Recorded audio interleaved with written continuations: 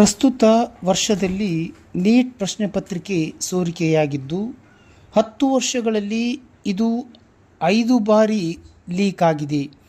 ಕೇಂದ್ರ ಸರ್ಕಾರ ಪರೀಕ್ಷೆ ಬರೆದ 21 ಲಕ್ಷ ವಿದ್ಯಾರ್ಥಿಗಳ ಜೊತೆ ಚೆಲ್ಲಾಟವಾಡುತ್ತಿದೆ.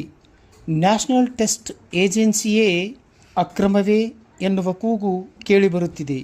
ಕೇಂದ್ರ ಸರ್ಕಾರ ನಡೆಸುತ್ತಿರುವ 70ರಿಂದ 80 ಪರೀಕ್ಷೆಗಳು ಸೋರಿಕೆಯಾಗಿವೆ. ಪ್ರತಿಯೊಂದಕ್ಕೂ ನಾವು ಹೋರಾಟ ಮಾಡಬೇಕೆಂದರೆ ನಿಮ್ಮ ಹೊಣೆಗಾರಿಕೆ ಏನು ಎಂದು ಪ್ರಧಾನಿ ಮತ್ತು ಕೇಂದ್ರ ಶಿಕ್ಷಣ ಸಚಿವರನ್ನು ಪ್ರಶ್ನಿಸಲಾಗುತ್ತಿದೆ.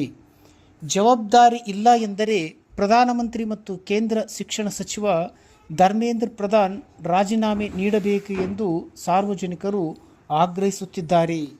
ಮಾಡ್ಕೊಂಡಿದ್ದಾರೆ. ಎಂಟೈರ್ ನ್ಯಾಷನಲ್ ಟೆಸ್ಟಿಂಗ್ ಏಜೆನ್ಸಿಯಿಂದ ಏನು ಲಾಸ್ಟ್ 10 ವರ್ಷದಲ್ಲಿ ಎಕ್ಸಾಮ್ಸ್ ಆಗಿದೆ 70-80 ಎಕ್ಸಾಮಿನೇಷನ್ ಪ್ಯಾಟರ್ನ್ ಗಳು ಲೀಕ್ ಆಗಿದೆ. ನೀಟ್ ಆಗ್ಲಿ ಅಥವಾ ಎನಿ ಸೆಂಟ್ರಲೈಸ್ಡ್ ಎಕ್ಸಾಮ್ ಅದರ ವಿರುದ್ಧ ನಾವಿದೀವಿ ಸರ್. ತಂದಿದ್ದೇನೆ ಕರಪ್ಷನ್ ಮಾಡೋದಕ್ಕೆ. ಪ್ರಾಮಾಣಿಕವಾಗಿ ಓದ್ತಾ ಇರೋಂತ ಅಭ್ಯರ್ಥಿಗಳಿಗೆ ಇವತ್ತು ರೋಡ್ ಬಂದಿರೋ ಪರಿಸ್ಥಿತಿ ಇದೆ. ಒಬ್ಬ ಮಿನಿಸ್ಟರ್ ಇನ್ಫ್ಲೂಯೆನ್ಸ್ ಇಲ್ಲ ಅಂತಂದ್ರೆ ನ್ಯಾಷನಲ್ ಟೆಸ್ಟಿಂಗ್ ಏಜೆನ್ಸಿ ಒಳಗಡೆ ಒಂದ್ ಸಣ್ಣ ಇರುವೆ ಕೂಡ ಒಳಗಡೆ ಹೋಗಕ್ಕಾಗಲ್ಲ.